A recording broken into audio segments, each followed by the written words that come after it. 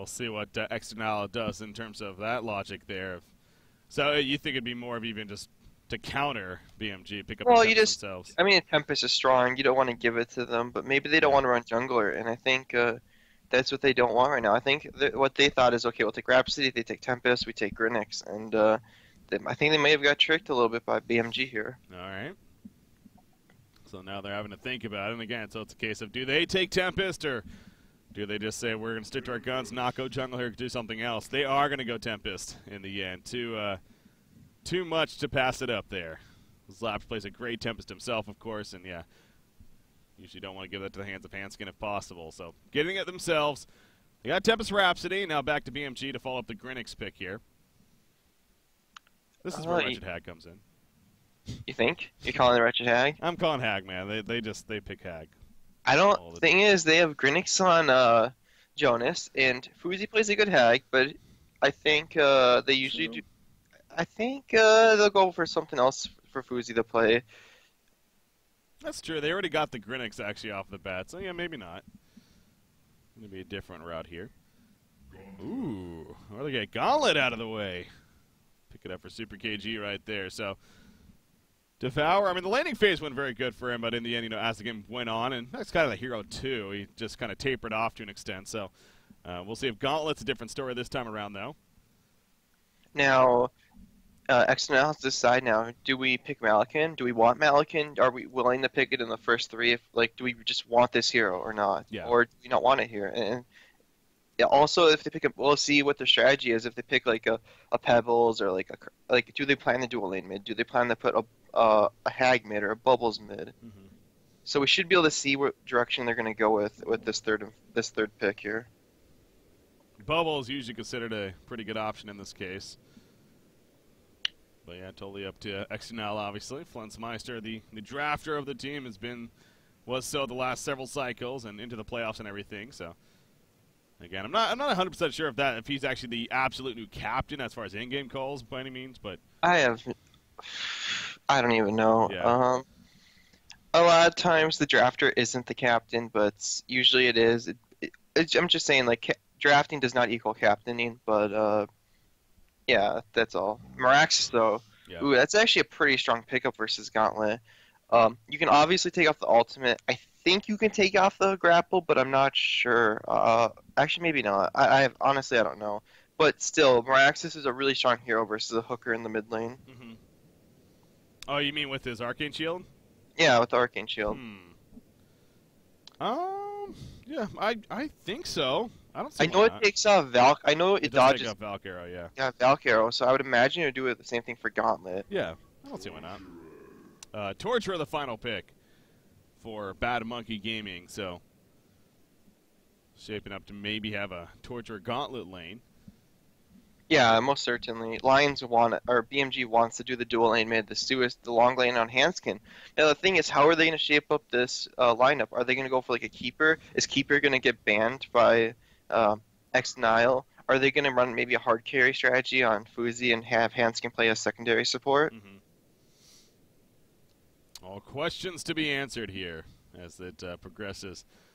Obviously, starting with the bans, the second tier bans even. 16 seconds remaining in extra time for ex-dnL, so they've already used quite a bit of that.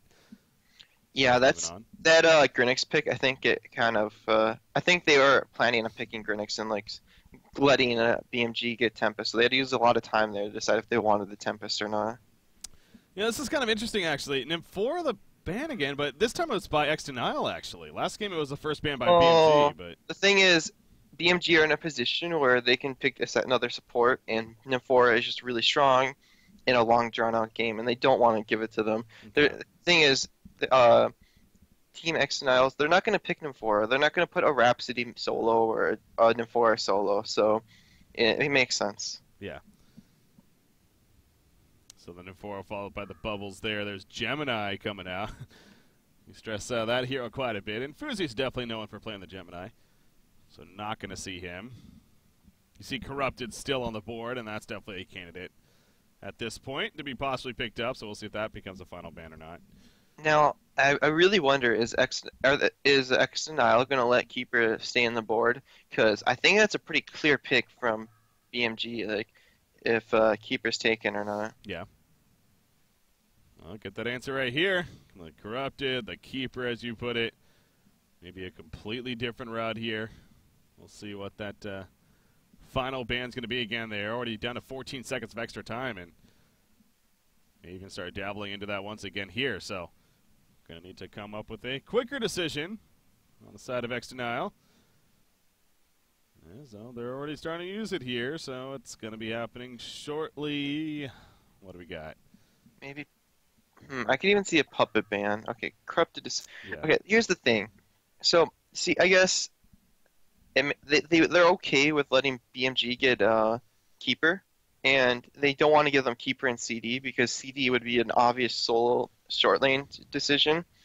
So it makes sense. They want to let them have keeper. They just don't want to let them have the really dominant short lane solo as well as the jungle. Chronos taken out with the final ban. So once again, addressing the Chronos here. KZ does play a good suicide Chronos, so. I wonder what KZ's going to go for here. Maybe they're going to pick up Flensmeister's hero here and leave something open like a Madman if they want a really elusive long lane hero. Yeah. Ooh, they go Drunken Master as their pickup. We saw him banned last game, but left open this time. The last game they had a Pestilence Master of Arms, though, on top of it, so this time maybe not as big of a threat, but still. This just seems like a pretty solid Drunken Master game. Yeah. So far, you see heroes like Gauntlet. How is Gauntlet going to lock down a Drunken Master? Like, Gauntlet's versus Moraxis and a Drunken so far, he can't really lock down these two strength heroes. Sure, he can go for the supports and the Tempest, but ooh, are we going to see a Dark Lady or a Sandwraith or a Madman, a Scout? We're going to see some sort of hard carry on Fuzi, that's for sure. How about that? The Empath pickup coming out there. So, of course, support's on the opposition, but he was going to be playing Rhapsody this game already, and BMG liking the Empath route, but as you put it, that definitely sets up to be definitely more of that right-click threat of a carry. Maybe a little bit different. Maybe something that we've seen before. We'll see when that comes about. War Beast is the final pick for ex-dnL. So that'll be KZ's hero here. Oh, for sure. Now, this is going to be really big. War Beast will have a big impact in the middle lane and the short lane, and also for the jungle for Tempest. As long as he can do a fairly decent job versus 2 in the top lane, which he should really do some pulling and get some experience and some gold, and then head to the Ancients around level 5 or 6 and do just fine. Now, BMG, what carry are they eyeing? This is probably not a Dark Lady game, because you have a War Beast, you have he has the Basher. He'll eventually have Drunken Master who can kind of kick you around. Draconis. I think a range carry is probably their best bet, or like something like a Sandwraith even, or a Madman, something like. They don't want a hero that can get locked down by this physical damage that ex-dnL's bringing in this game. They had plenty of extra time pulled up going into it, and ooh, you see some right clicks coming out here now, and maybe some options that they're going over. Silhouette seems to be one. Yeah, I could see that working. He's very elusive, and he's pretty solid versus these melee heroes. Gonna go down the wire right here. Want to make sure they're ultimately comfortable. No, Dark Lady is their option in the end. Yeah, that is a comfort hero for BMG, but I'm just not a fan of the Dark Lady here.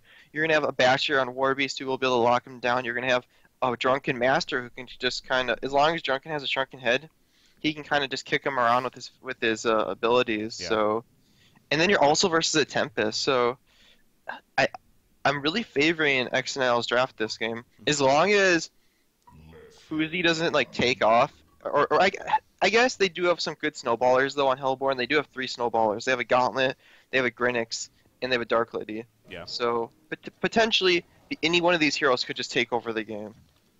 Could you possibly see an aggressive trial in here from BMG, or is that just too risky?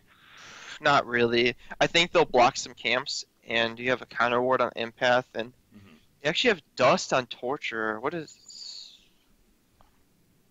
Dust on Torture? Yeah, going to the bottom one initially. What is that even for? I don't know. Do they just want clear vision? Is that what that is? There's no or is that a reason. mistake? I mean, we are in a pause here, so yeah, for all we know, it's just a simple misclick, and coming out of the pause, he'll sell it, but that is Look, curious. oh, wait. Actually, you were right, Breaky. What? Look at Dark Lady. Yeah? Okay. She's got pulled the regen, yeah. This is a tri-lane. Okay, I mean, you got Dark Lady set up against a War Beast then, so that's what I was kind of getting at, too. And her matchup, it's like, okay, she can definitely fare her just fine herself up there. But the thing is, you're tri-laning versus a Drunken Master. Do you really think you're going to be able to kill him with a Gauntlet Tort Empath lane? Yeah. And when you do this, you're giving a Mirax total free farm. Like, he's gonna have a 10-minute portal key if he doesn't die to some roams.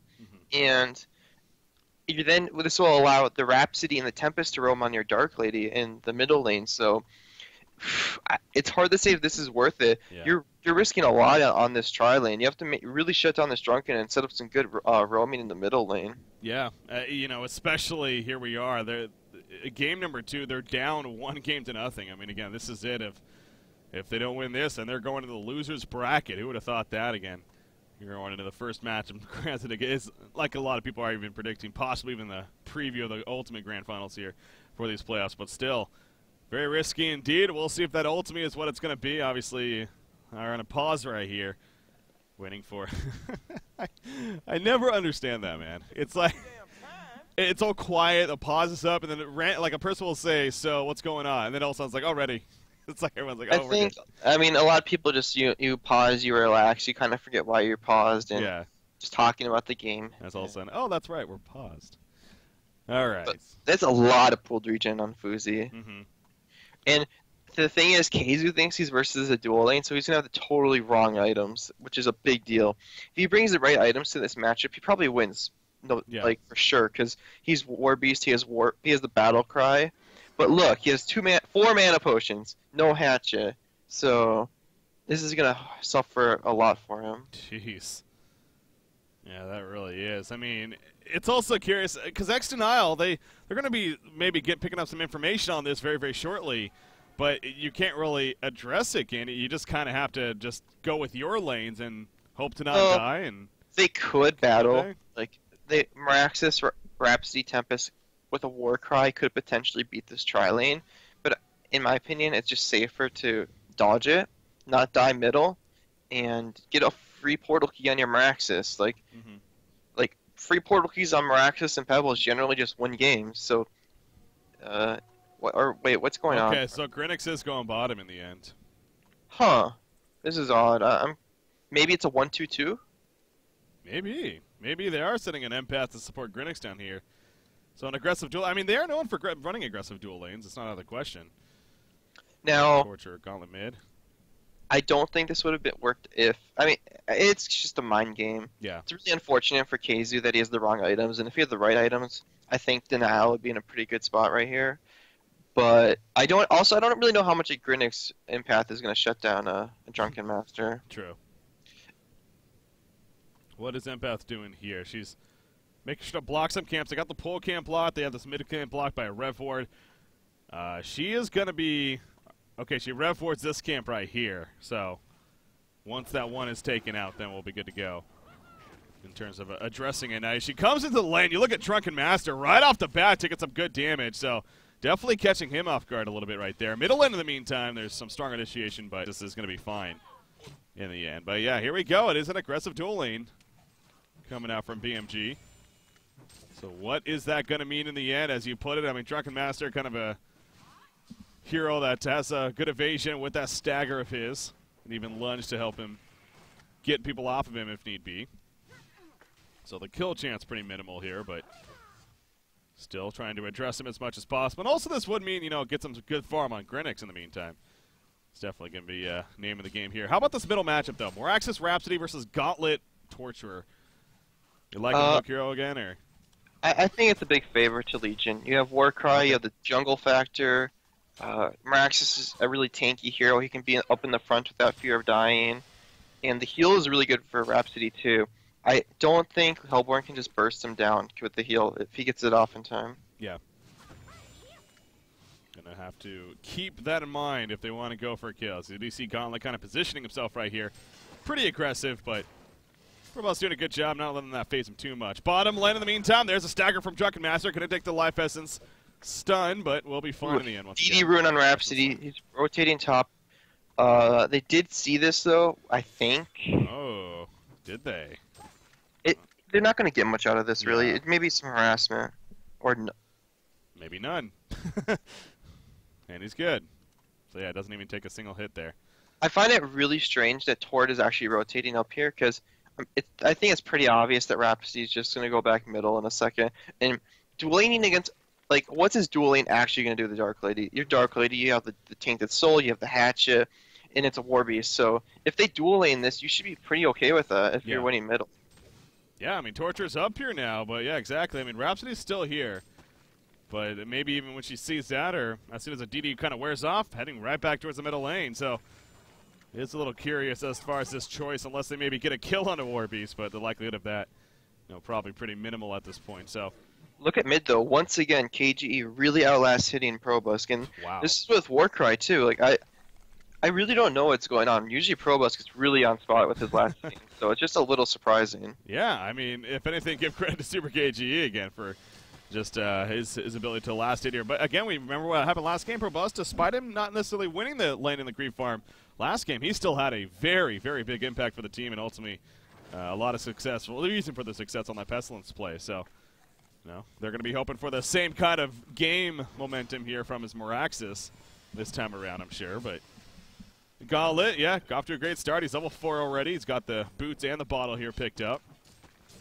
Let's see if that kill opportunity comes up. 4-minute rune spawning. Tempest isn't going to be checking. He's just stacking a camp and farming. He should be hitting 5 any minute. And we're going to see what rune it is. I think BMG's got top rune secured.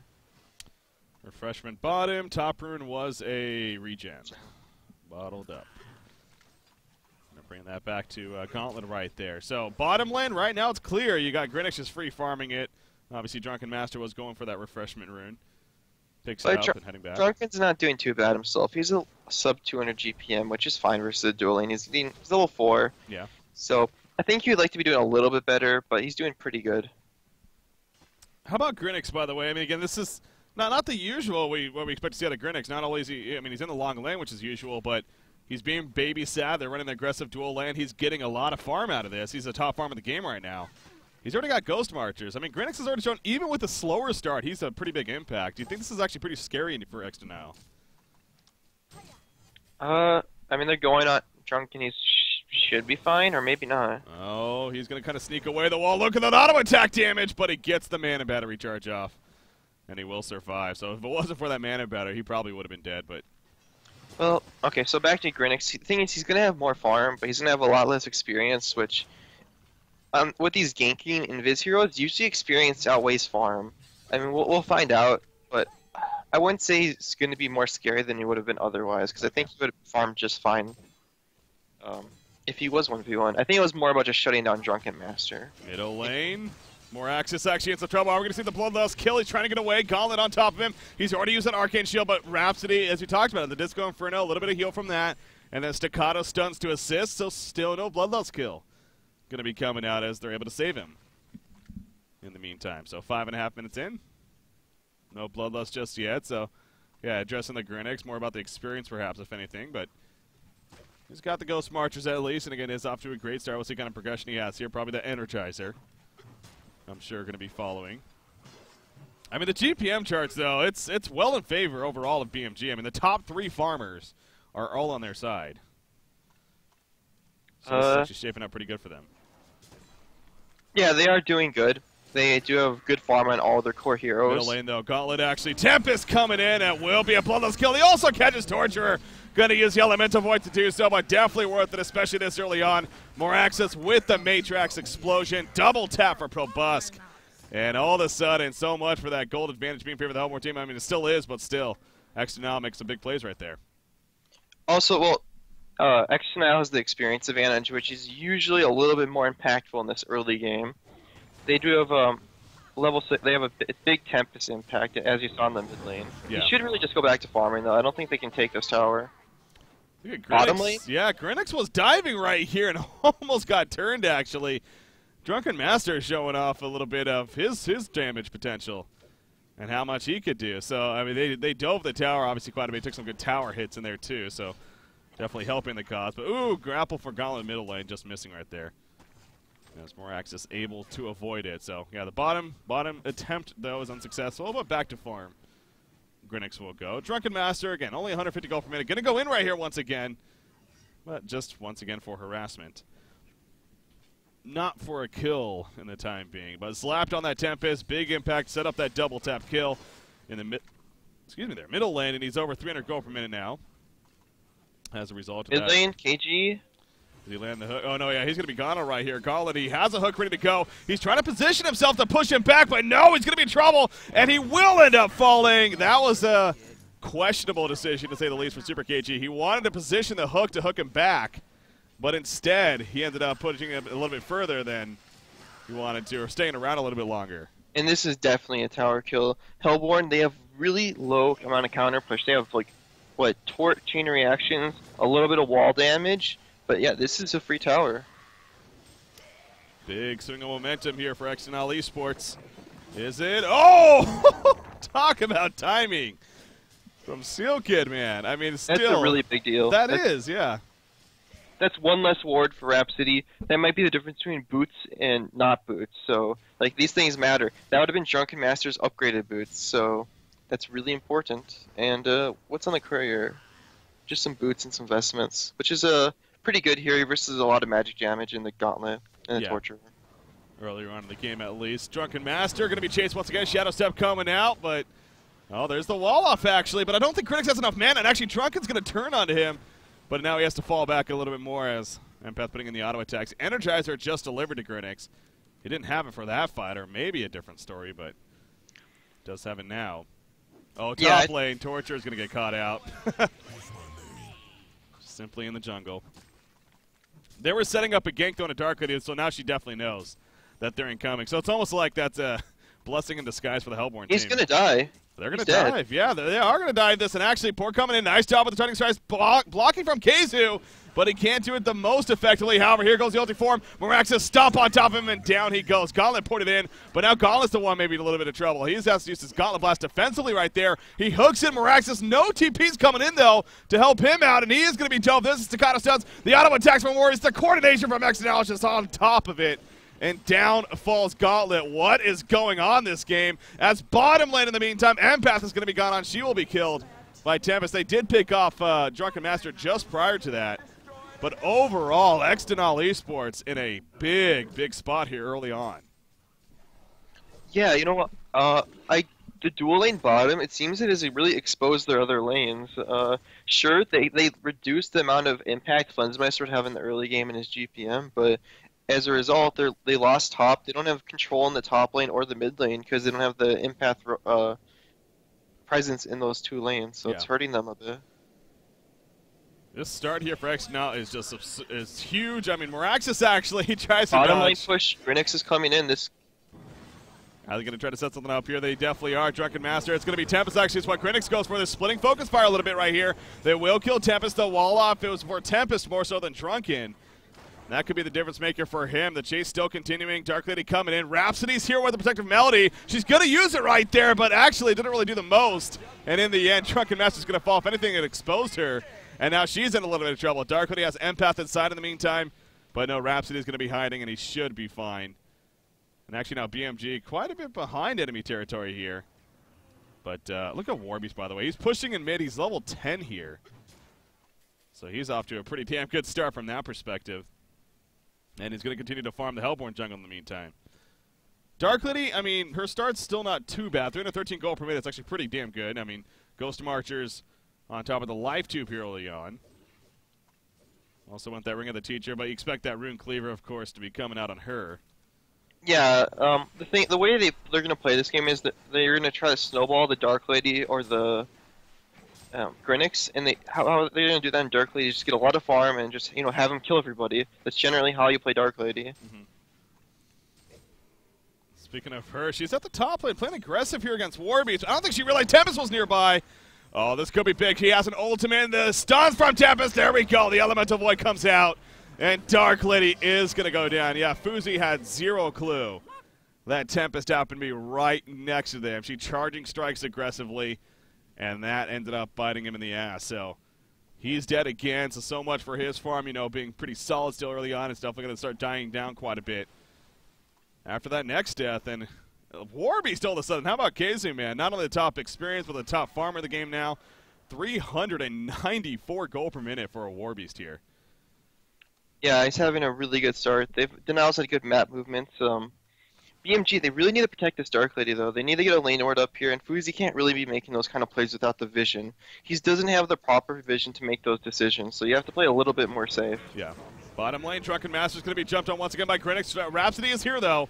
The wall off is just at the bad angle, and Hanskin not able to get it off in time, really. So, I mean, Greenix just goes back to farming, not the biggest deal for him. I mean, Greenix is the shining star definitely here for BMG right now. And he's 400 gold per minute already. So we're going to... Yeah? Oh, no, just go on. Go on. I was going to say, we're going to get a pretty good idea here. It rarely happens, at least, especially in a matchup like this, but Greenix is the top farmer, 400 GPM, what he could bring to the table when he gets this amount of farm. And they need him to carry earlier on in this game. You see this game that BMG are playing in a 4-1. They're having all 4 heroes converge on the bottom lane, and dnL's kind of doing the same. They don't really care about their bottom lane. They're just going all in on this Dark Lady, putting pressure in the middle and the top lane. And I like this decision. Yeah. They're not really letting Dark Lady get into this game. That's usually a good a good mindset to have if you're the opposition. Do not let Dark Lady have a decent time, and things can work out for you pretty damn well. Warbeast, another tower kill top, pushing with Tempest. No, good luck stopping this, especially with the start they have, as he has another 1,200 gold saved up already with the Abyssal Skull and the Steam Boots on top of that. So, yeah, his start is looking pretty damn good. Again, Dark Lady's speaking at first. She's just kind of going in there. Oh, she avoids the Portal Key initiation from Meraxis right there. Are they still going to cut her off, though? The Hell House trying to get just in range. There's the stuff from Tempest. Will it be enough follow-up damage? Holy crap. Why did I even ask the question? That was an easy kill in the end. As soon as Drunken Master jumped on. And now they're going to push this middle tower. So, addressing the Dark Lady. ex-dnL's clearly just all on the ball here. They have to TP back. Or no, dnL's not going base. They really could have, though. Tord had no TP. One hero was dead. Greenix is so low. He'd have to heal. Yeah. They could have easily taken half that tower middle. Yeah. They choose to play it a little bit safer route, though. They're going to go for the bottom tower, which is low. And just finish that off instead, so... will be another guaranteed tower kill for them. 7,200 gold lead, 6,100 experience lead here for ex-dnL Esports, and they're going to keep going to this one, though. So Dark Lady is going to be back up now.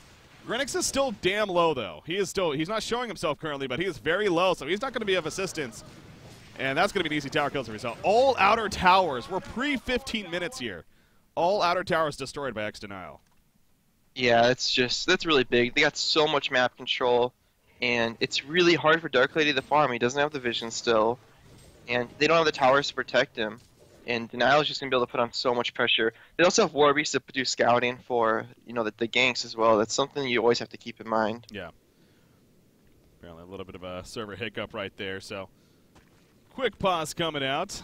As soon as BMG is good to go, though, we'll be ready to continue on. But, yeah, I mean... Fuji back up to the top lane here. Yeah, the tower kills exactly. The map vision, the map control right now just so strong in favor of ex-dnL. So you look how dark the map is currently for BMG. It's the no wards. They only got the one in the Legion jungle. I think it's safe to say you want to get some up at this top side here to start protecting the Dark Lady as much as possible. The thing is, do you even go back Cleaver on Dark Lady anymore? Like, it's gonna be so late. True. Like, he almost has a mana tube if he wants it, but he's still gonna need like what 2.4k gold on top of the 200 for the mana tube, right? Yeah, so he needs that. But so what? Would you go maybe just a quick blade here? I mean, or Firebrand even, or like Energizer or Shrunken Head? Okay. I don't. It really depends if they want to take the base fight or if they want to just pray to God that Dark Lady just gets 600 GPM and they just win that way. Mm-hmm. So, because dnL, they're going to bring the pressure. They're going to go Kongor and then base when they have a Shrunken Head up on Warbeast. And that's going to be like what, 3 to 5 minutes. So, yeah. They have to be ready to fight inside their base really soon. We are Deadfoot apparently, so. Yeah, it's clearly BMG again. They're down 1-0 here and in a very, very desperate. We really are going to get a good idea of what BMG is all about in terms of persevering here in a big-time matchup. And, you know, a lot of this matchup came down to, in the end, still BMG, no doubt the favorites not only in this, but the whole event here for these playoffs. But there was the one, if anything, as we brought up in the podcast, was that they have been kind of out of competitive play for the last 3 weeks in terms of tournament matches. They have been practicing quite a bit. They've been scrimmaging quite a bit. So, that only means so much in the end. They are a very experienced team to the point where you can argue it's like, is that really that most impactful, big of a deal? But you do kind of wonder now that we're seeing results here. I think a lot of these 2 games, though, has been denial or ex-dnL getting the favorable draft, plus maybe some like good lanes or just a good early game going for them, and it just suited them a lot. So back into game number 2. Warby's cleaning out the Hellborn Ancients there. Going to steal them real quickly before advancing on. As, the Hellhound will finish off the last one, and good to go. So he ports back. He has 2,900 gold saved up. Will he just go straight Shrunken Head, or maybe the Soul's Bulwark? It looks like he's just going to save it for straight Shrunken Head here on a Warbeast at this point. Empath is going to be scouted out by the Hellhounds. Going to actually take a little bit of damage as a result of that. So Empath basically just playing a moving ward aside here for Dark Lady. He wants to get the lane ward off, but he knows the hounds are on him, so he'll get spotted and immediately counter-warded. So that's just really got to hurt. And you see Kaiser here blocking spawns with his wolves and farming brutal. at the same time. Yeah. That's just good heads up. Bottom lane, while I'm watching that going on, I miss a kill, I apologize, but Jonas Bank gets picked off as Tempest and Drunken Master come together. Tempest Ultimate was used right there, it looks like. So Elemental Void is going to be on cooldown now, but they got a big kill onto Grinix, because if anything, again, he's kind of been the one that's actually been having a decent game here. A very solid game for that matter, but slowing him down. He's sitting on that quick play, by the way. Do you think that's actually going to be, what, a Brutalizer, a Nullifier even? Or? Probably Basher or Nullfire Blade, and it's going to be Nullfire Blade. Okay. You see top lane, Warbeast goes ulti form immediately as soon as Dark Lady charging strikes in, and kind of wonder about that. If obviously, he probably expected more to be coming, so that's why he started to run away. But if he actually manned up right there, he had his own support coming in. They could have definitely turned that. But in the end, again, they only get so much information. They don't have the God vision like we do, so understandable that he's playing a little bit cautious. However, Drunken and Rhapsody are both up here now as well. Gauntlet almost has the portal keys. He's just 20 gold off, so that's going to be really big. Ooh. Classic KZ maneuver. That's actually going to really hurt. Look at the support's gold. They're so dry on gold right now, and that's going to hurt a lot. Well, they're going to try to make something happen here. Nice Arcane Shield coming out from Proboski. He nullifies the Grinix Shadow Step right there. And that's going to be an easy getaway as a result. Him and Tempest. Oh, Tempest gets caught with the chain reaction. Like, there's the portal key grapple on a Tempest, the Gauntlet Blast, and at least they will pick off Tempest, will BMG. So, great play from Probusk. But yeah, Dark Lady gets caught trying to come over to assist. She gets cut off, so no doubt the big picture in favor of ex-dnL there. As far as what happened. Definitely. Killing Dark Lady is just so crucial. He's so far behind, and he's at 250 gold per minute. This is Dark Lady. This is just, I don't know. This game is going to be a really big climb for them if they manage to take this one. Yeah. BMG is going to have a lot of comeback in them in terms of coming back in this game number 2. It is only 18 minutes in still, but it is just a dominating lead here for ex-dnL. I mean, a 500+ goal per minute Warbeast. That's a scary hero. Usually it's the case of he's underfarmed early on, then eventually gets to that scary mark of just taking over the game, but he is quickly getting there in game number 2 at this mark. So he's already got the full Shrunken, probably. I guess maybe a Soul's Bulwark for Drunken, so we'll see where he goes after that, but definitely going to have some good options here coming up in the near future. Blessed Orb actually picked up by Meraxis. Yeah, I like that. Meraxis doesn't really need a defensive item, so just get the sheep is a pretty solid option. Yeah. Most people do prefer the Hellflower though, but I guess maybe since you're versus a Grinix, you just want to lock them down as what their movement down. Yeah. Triple stack Ancients. Warbeast taking the majority of them. Rhapsody helping a little bit, but Warbeast going to clean those up for the most part.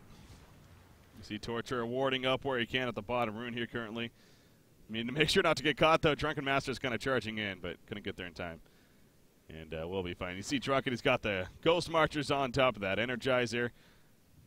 So again, he hasn't had that. There's that Soul's Bulwark purchase as expected. So even with this item set, I mean, he's dishing out a lot of damage pretty quickly. Again, that's just what this hero does. So not the worst case in the world that he's underfarmed. There's a Sustainer on Dark Lady, by the way, so we do have that answer of it is going to be a Rune Cleaver still.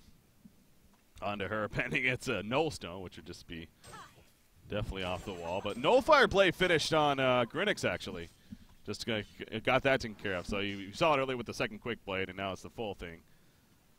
So, but again, that's just not an item where it's just like, okay, now here's at least a chance for BMG. It's a great item pickup nonetheless, but they should need a lot of things to connect. Now, Gauntlet's actually going to find Rhapsody off to the side. He's trying to get the kill, but the Staccato Stun's causing issues. Nice wall off in the background from Empath right there, but will it be enough still? Empath going inside, going to give the speed boost to Gauntlet, but he got hit by one of the axes. There's the lunge, and Gauntlet's going to be locked down to death right here. He'll go down. Empath going out.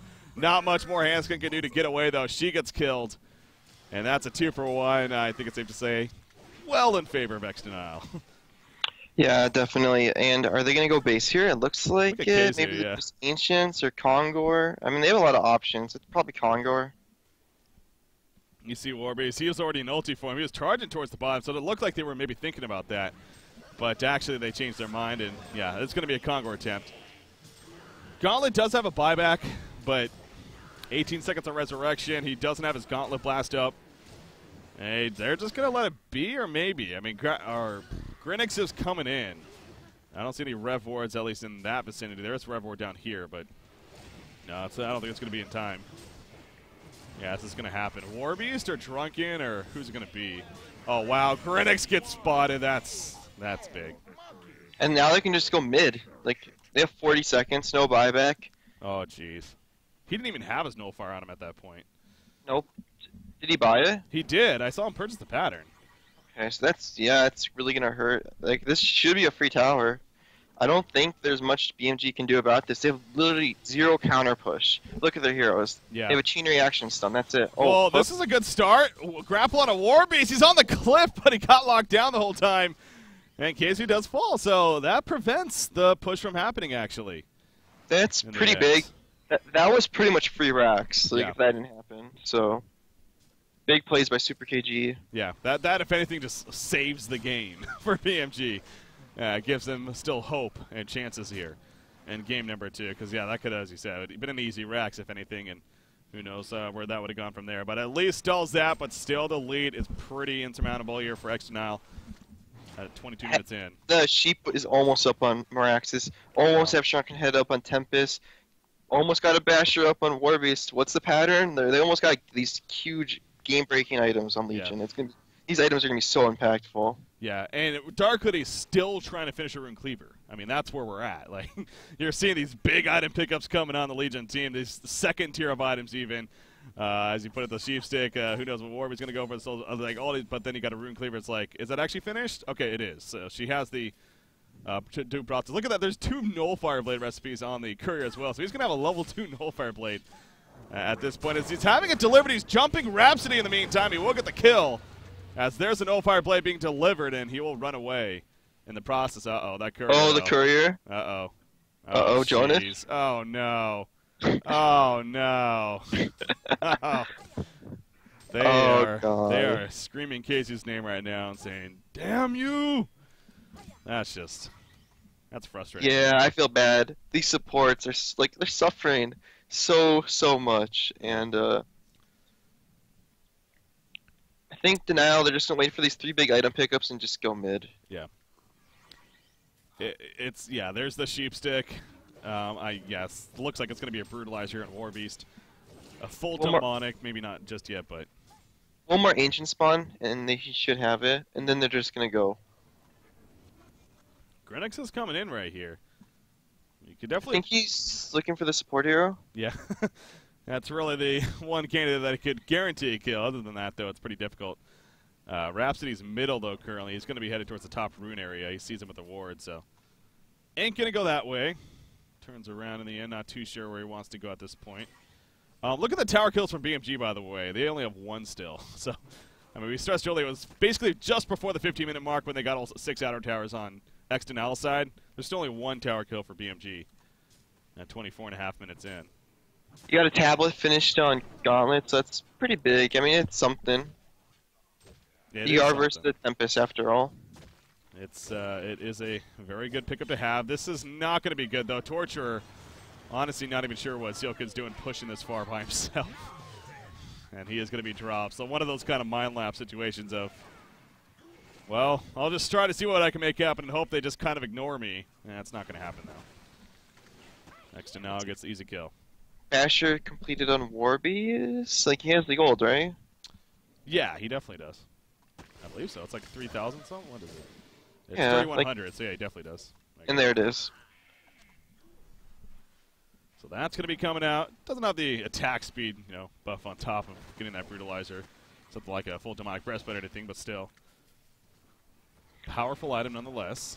Oh no. Again, the grapple in on a Warbeast. Is he locked in right there? The clip's got the energy. You can teleport. He pops that shrug and down. Look at that. All of a sudden, Dark Lady's dead in the background. Grenix is trying to do a work, but it's not going to be enough. Dark Lady buys back, by the way. The Torturer gets picked off. Grenix kind of kiting away. Now the Legion team regrouping here. Will they continue this push or not? Tempest Ultimate is still up. Warbeast Ultiform is going to be down. Drunken gets hooked in, but it's just Colin alone, and he does not want to go with that. More so just distracting them. Empath is inside a Dark Lady in the meantime. Critics in the background. He finds more access, but you can just see, man. I mean, just can't do anything in terms of damage right here. The overall damage output is just not enough here for the Hellborn team. Dark Lady going to be dropped. Dark Lady's falling quickly. Can they keep him alive? No, they cannot. Dark Lady will fall. And the end is near. In fact, the end is here, apparently. ex-dnL Esports is going to take out BMG in the winner bracket semifinals, 2-0. They're moving on to the winner bracket finals. Bad Monkey Gaming is dropping down to the losers bracket here of the HoN Tour Season 2 playoffs with a trip to Southeast Asia, a chance to compete for a $150,000 prize pool on the line at the Global Grand Finals. And the favorites to win these playoffs is already out of the first round into the losers bracket. Wow. In decisive fashion, too. I mean, 2-0. ex-dnL was simply the better team here in this series. Yeah, it was a pretty, ex-dnL played really well both games, especially in game 2. They had amazing map movements. That was just insane. They did really good middle, really good top. It wasn't individual skill. It was just good team cohesion, good movement around the map, and they played really well as a team. Yeah. They most certainly did. So ex-dnL Esports, they're going to be moving on to the next round. As far as that's concerned, again, taking a look at the quick look at the brackets right here. Refresh them here to update them, but you got them moving on to the next round. They'll play the winner. Okay, they're not even updated, but to get an idea here at least. Out there on screen, there we go. So ex-dnL going to be moving on. They'll play the winner of the Reason Gaming versus Team NK series, which, of course, we're going to be casting a little bit later on today in a best of 3. Bad Monkey Gaming, they're knocked down to the losers bracket where they're going to play Sweet Like Ice in that first round of the losers bracket down there. They'll be playing on Thursday as a result of this. So, ultimately still in this, but again, the other thing that we really stress is it's been through all these cycles here in HoN Tour. It's big to come from the winner's bracket, if anything, because you will have that 1-0 advantage going into the grand finals in a best of 5. That is big. Right now, BMG, they can't even think about that because they ain't getting it. ex-dnL in a pretty good spot to try to set themselves up for that opportunity. Not guaranteed, but we'll see how they fare in the next round. But definitely feeling good, I'm sure, after that matchup right there. So, once again, I mean, anything else, Sender, on that matchup that really stood out to you, or it's just ex-dnL just looking good? I don't think it was really BMG playing bad. I think it was some strategy that came into it, and ex-dnL just getting the upper hand in some of these engagements. It was really just the play. It was a close-cut game. Like, if, say, a couple things went different for BMG, it probably would have seen a different game in both games. So, yeah. Just dnL played well, or ex-dnL. We talked about the laning situation too from BMG right there, especially game 2. I mean, they chose to do the man-up dual lane. Was questionable in the first place. It definitely was riskier plays, and it obviously did not pay off in the end as ex-dnL was able to make it happen there in game number 2. So speaking of that, as you can hear, I'm sure he's amped up after that one. We're joined by Probusk once again here on the cast. Probusk, welcome back. Thank you, man. What's up? I'm sure you're feeling even better now after that game right there and how it played out. Oh, most definitely. As I said, 2-0. That's so you knew you were gonna get totally stomped, or you were gonna do some miracle work. You knew that was gonna be the outcome. No, yeah. No, we didn't know the first thing you said, but we knew we were gonna do miracle work. Okay. So first off, obviously a big congratulations here. It is a big win. It is just one game. There's still plenty of playoffs left, but so what is your mindset right now? Like, again, I'm sure you're feeling good, but what is the deal? Well, the deal is we just beat the team that we consider the hardest in these brackets. So, I mean, this just goes to show like we are even more confident than we were going into this tournament. So, yeah, we are pretty confident in taking this all the way. Let's say it like that. So, yeah. Obviously, no doubt, coming from the winners bracket would give you a 1-0 advantage in the grand finals. That is a big deal in that best out of 5. So let's take a look back at this series, though. So game number 1, obviously getting things kicked off right there in that matchup. And I was actually going to pull the stats here real quickly. Yeah. Kind of blanking on them real quickly. But game number 1, as far as going into that one, okay, I'm not able to find it. Oh, no, it was a public game, wasn't it? Yeah, it was public games, both of them. That's right. Too Let's much see up right here. There we go. All right, so that's right. It was the Malacan. It was the Malacan pick. Was that somewhat of a plan, like an idea going in, or was that just like a spur of the moment pick?